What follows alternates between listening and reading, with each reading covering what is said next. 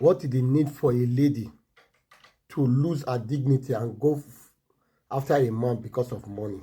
And after she have made all the money that she wants for her life, and now she will now also use that money to be hunting after the man that she wants. It can either be a young guy or whatever.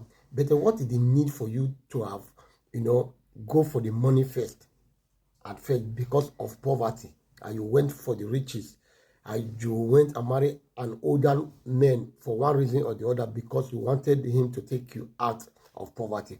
Now you are out of poverty. Now you have got all the money, and you will still carry that same money again.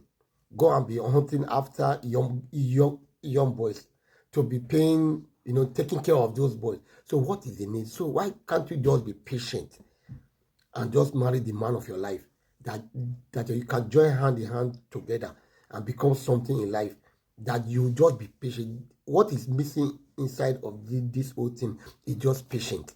Because when you are patient, you will have the guy that will come for you, that you will love, that you will build a future with, that you will live with this person for the rest of your life, instead of rushing for the money, getting all the money that you want, all the fame, all the everything that you want in life, but later there's no happiness, and you will now reject all that money and that riches and come back again to your roots and start looking for a